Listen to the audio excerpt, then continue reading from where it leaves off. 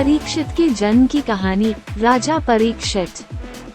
परीक्षित के जन्म की कथा महाभारत के युद्ध के समय की है। जब द्रौपदी को इस बात की जानकारी मिली कि अश्वत्थामा ने उसके 5 बेटों की हत्या कर दी है तो उसने अनशन करने की ठान ली। द्रौपदी ने प्रण लिया कि वो अपना अनशन तभी तोड़ेगी जब तक कि अश्वत्थामा के सिर पर लगी मणि उसे न मिल जाए। जब अर्जुन को इसकी जानकारी मिली तो वे अश्वत्थामा से युद्ध करने निकल गए। दोनों के बीच भयंकर युद्ध शुरू हो गया। अर्जुन को मौत के घाट उतारने के लिए अश्वत्थामा ने अपना ब्रह्मास्त्र निकाला। ये देख अर्जुन ने भी अपना बचाव करने के लिए ब्रह्मास्त्र का प्रयोग किया। तभी वहां नारद और ऋषि व्यास पहुँचे और उन्होंने ब्रह्मास्त्र का इस्तेमाल करने से मना किया।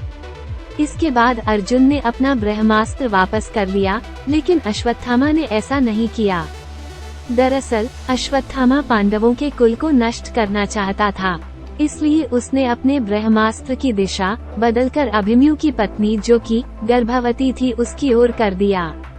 इस पर भगवान कृष्ण ने कहा, अभिमन्यु की पत्नी उत्तरा को परीक्षित नामक बेटे के जन्म का वरदान मिला है, इसलिए वह जरूर जन्म लेगा।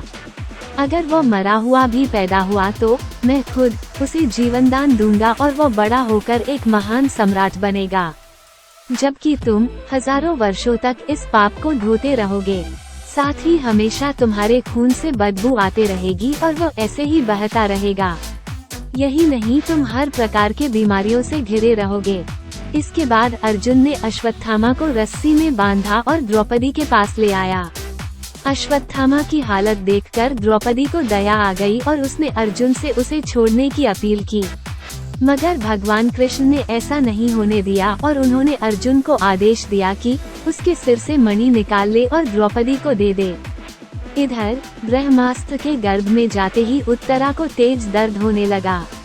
ये देख भगवान कृष्ण उत्तरा के गर्भ में अश्वत्थामा द्वारा छोड़े गए ब्रह्मास्त्र की आग को शांत करने में लग गए।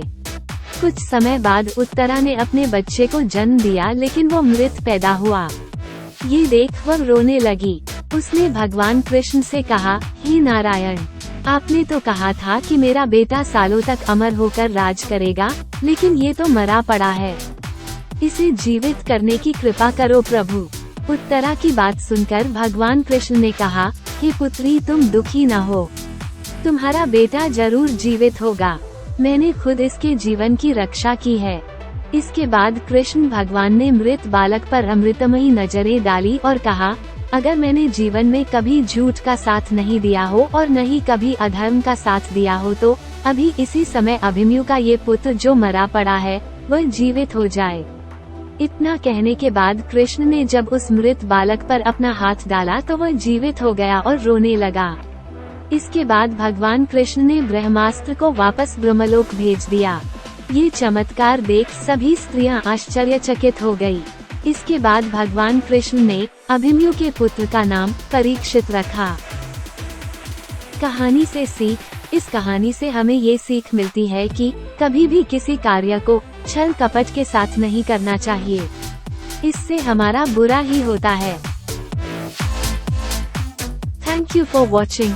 कहानी पसंद आई हो तो लाइक करें और चैनल को सब्सक्राइब कर हमारे YouTube परिवार का हिस्सा बनें।